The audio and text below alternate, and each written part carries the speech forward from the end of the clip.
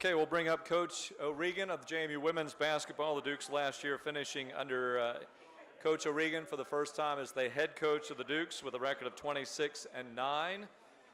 And the Dukes do have 4 starters returning, did lose 1.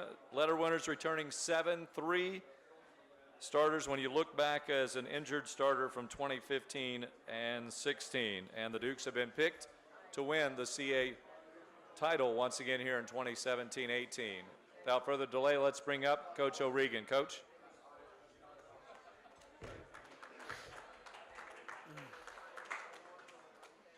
Hey everybody, good to be back. Love it. Nice fall day. Reminds me of basketball season just around the corner. But working hard, trying to put it all together, and really excited to see what we're going to have in store for us this year. Coach, you were picked to win the conference. Surprised by that? Flattered by that? What are your thoughts, and how much have you talked about that with your team? I was surprised. You know, I had my gun ready, so to speak, to fire them up for being picked second or third. But you know, again, it's how your peers think about you, and it works for me. But again, I was surprised that it wasn't Elon and just defending champs with the respect of the coaches, with the preseason player of the year as well, and Shea Burnett. So I was surprised they weren't tabbed for it. But you know, from the voting, I mean, 6 first-place votes, 3 first-place votes. It's a small margin there, and it's you know, again, it's something. I hate to say that, but you know, grown accustomed to almost is, you know, that respect and playing with that sort of target on your back or whatever you want to call it. It's that's something we've grown accustomed to. But I was surprised. Aniyah, I mean, were you surprised that she was named an honorable mention all-conference player? Yeah. I don't know if I'm too honest in some of these things, but yeah, I was. You know, she's our. You know, I looked at the stats. She's like our 7th returning scorer. But I thought she would be a surprise this year anyway. I just didn't think that the league had sniffed it out at all. Just because Aniyah has. Aniyah works hard. She has great perspective. She's got a high IQ as far as what we're doing as a team. She understands everything we're doing in practice, defensively, offensively. And, you know, when Aniyah came in as a freshman, we had high hopes. She hasn't catapulted herself into what we thought as quick as we thought. But she'll be tough for us this year, I think. And I still don't. You know, I don't know how it all shakes out. I don't necessarily think tough enough to be an all-conference player, but a really good player for us. And, I mean, I guess the awards, you never know. You do your best, and you get them going as hard as you can get them going. But she's had a really good preseason and looks good. So, internally, I'm not super surprised. From the league's respect-wise, I am surprised. Granted, the poll is really the only barometer we have going Sure. into the preseason, but I guess how much weight do you even put on that as you go into the season with, you know, new faces relatively and new kind of chemistry? And does your team embrace the, you know, target on your back kind of mentality in a way?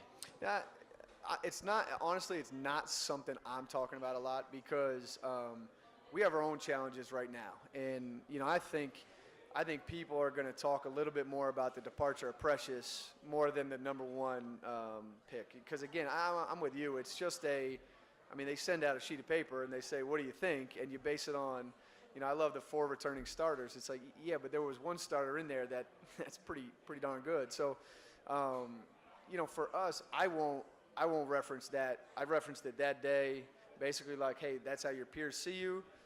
You know, we're moving on to the next thing, basically because – you know, we have challenges this year of filling the scoring void that Precious left, which we have no problem with. But my focus right now is getting us as sharp as we can be, as quick as we can get there.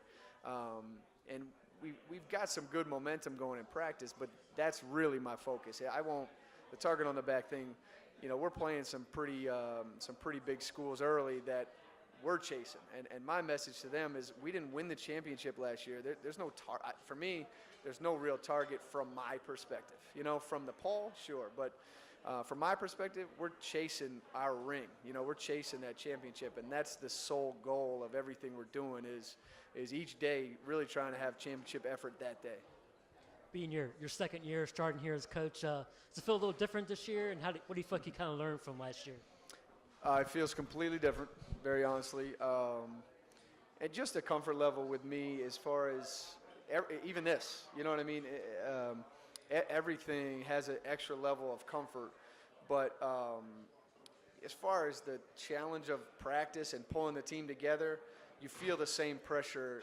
I felt the same pressure last year as I did this year as far as, trying to make it all work and trying to fit all these pieces. You got 13 pieces and fitting them together the right way to hopefully win a lot of games and play the right way and put on the show and all that stuff. So that's similar to me, but this is very different. The press conference or some of the obligations you have or dealing with your staff and being able to feel comfortable more this year delegating because I didn't have to communicate exactly what I wanted. Now Coach Casco, Coach Mitchell, Brianna Skeens, and Ashley Perez all know what I want. They all know kind of the routine.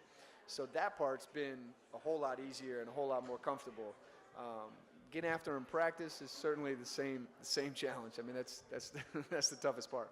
Coach, every team has a characteristic or it's known about something. How would you describe those pieces of the puzzle you're trying to put together? What kind of picture are they going to paint? With so many new faces and losing a key contributor, what's this team's characteristic going to be this year?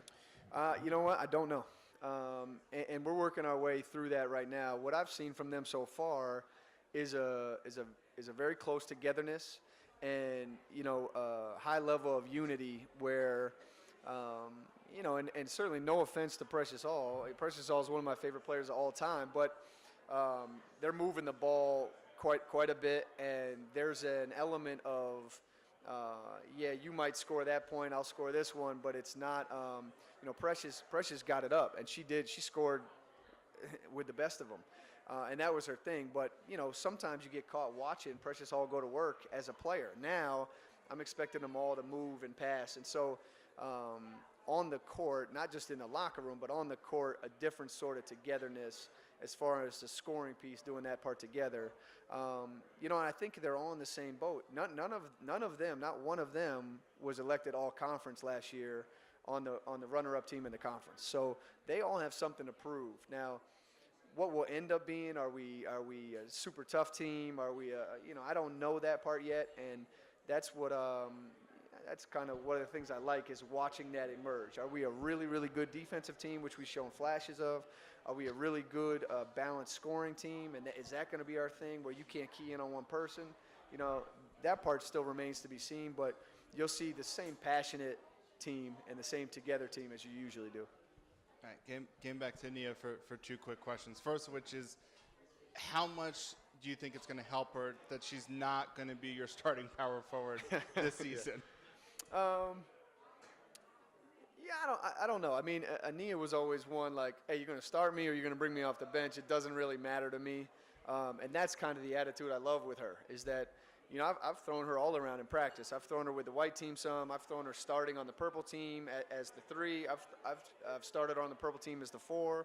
I've brought her off the bench with the purple team in practice. So I've thrown her a lot of different ways, and she just continues to give the same effort. So, I think for her, possibly not starting at the 4, I think could be a good thing because I think her natural position is the 3. But the 4 was good to her. I thought it provided her some mismatches where she could attack from the high post. She certainly doesn't have to battle as much inside, especially early with some of those teams, Rutgers, Tennessee, that are going to have the big 4s as opposed to the speedy 4s like our league does. So I think it could be a good thing for her. But, again, besides that, I think she's had a really good preseason overall. And we talked a lot last year about instilling confidence in players. How much confidence do you feel like your trust in her to start her, whatever, the last 26 or so games? Yeah. How much do you feel like that kind of helped her maybe take that next step over the summer and sort of mature into the player you're seeing now? Yeah, I think it could have been a big thing for her. I think half of it is, I've always said I've had confidence in Aniyah, but I think some players have their confidence based on results, right? So I can say, and Precious listened to me a lot of the time, like, Precious, you're the best player in the world, and she believed me.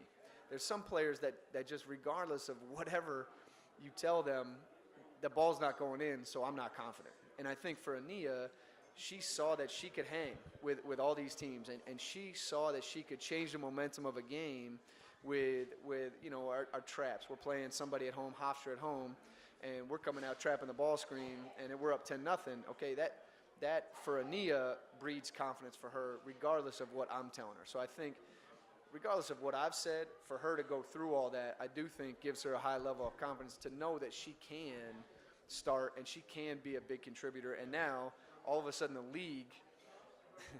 league puts her in that conversation as well. So I think that could be a high level of confidence for her going into this year, not just what I've said to her. Coach, what are some of the benchmarks that you want your players to meet, 5 days down, 10 days down by the time the exhibition rolls around? Excuse me. I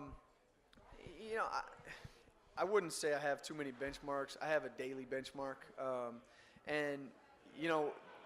What I do with them in practice is very simple. If they're not good that day, I let them know. But we've only had 2 bad days. So this is our 17th practice today, and they know the days that they had a really bad day. And they were actually both on Sundays, so I'm hoping that's not a trend. We play a lot of games on Sunday. But for them, if they're bringing that effort every day, and I've said to them, I think not that you can win a championship today, but I want you to play like you're winning a championship today. And so as long as you're bringing that effort, I don't necessarily we need to be exactly right here. Our defense needs to improve every day. Okay, now we're starting to mix in some zone. Our zone needs to improve every day. Our man offense needs a whole lot of work. Okay, that's something that needs to improve every day. So just a gradual increase is what I'm really looking for, as opposed to, hey, we have to have this settled 5 days out of the exhibition. So we'll learn a lot. We scrimmage on Saturday, and we'll learn a lot about where we're at as far as everything: defense, offense, rebounding, ball control, all that stuff. Hopefully we'll find out on Saturday. I'm really looking forward to that. With Tasia and Haley, your 2 seniors, what do you kind of expected from them this year, especially leadership-wise? Well, I think they're in an interesting spot because they're 2 seniors that have some of the absolute, maybe the best role players to ever play at James Madison in my mind, especially with Haley. Where, she would love to score 15 points, and some days she will. We were looking at her career high the other day. I was joking with her, 17. But she's a great role player, and she brings energy, she brings intangibles, and a threat from 3. Those are the things I'm looking for from Haley is being able to knock down 2 to 5 threes a game and giving us that threat from the outside that Precious gave us a little bit, but again, maybe not with the volume of shots. Tasia brings a very opposite of that. Tasia is a tough, rebounding, strong bulldog inside, and so she's going to bring those intangibles from the post end. Haley brings them from the guard end, but 2 very different levels of characteristics, right? So those 2 are extremely important for our success, because you can't have, everybody can't be a Precious Hall, score 25 points a game type stuff. So both of them will bring big intangibles to us going forward. But Haley's a little bit more energy, Tasia's a little bit more toughness. And so both of them are really, really important to have those roles. And it's, I don't expect either one of them to maybe be our best scorer, but do your craft as well as you can do it and be the best at it is what I'm trying to get them to do. Coach Kayla Cooper-Williams, getting her back in the flow of things. Where is she? Is this practice season has started again? Just kind of talk about her development now. Yeah, she's really, I was very impressed with her coming back. And, I don't know if it's a kind of part of the coincidence that she's not a guard, and with a knee injury, a guard's got to cut a lot more than a post does. So she got comfortable on the court faster than Precious did, which is a really good thing. What she's kind of working through right now is, now we're going up and down, and now we're doing a 2.5-hour practice. Yeah, there's a little bit of pain and stiffness in that knee sometimes, especially when we've gone 4 days in a row. Okay, getting comfortable with that and playing with that stiffness or pain, and then just really getting her touch back. You're playing 5-on-5 full, and you got a lot of things to think about. One of the challenges for her is being able to get really back in that flow, and that's the challenge. She's not uncomfortable with the knee. She's not uncomfortable with people being around the knee. It's just not playing basketball for a year. So I've been really impressed with her so far.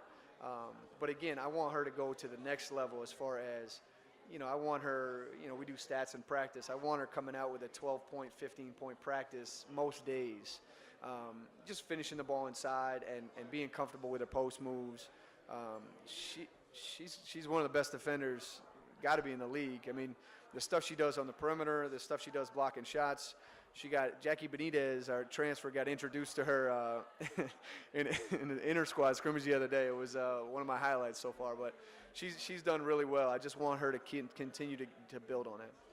Do you approach the exhibition game with her a little bit differently? I'm sorry, say that again. Do you approach the exhibition game against Newport? Do you approach that differently with her this year to make sure she's ready to go for Rutgers? We're going at it. We're going at it, and that exhibition game is important for us in a lot of ways. I think Christopher Newport's 29-3 last year.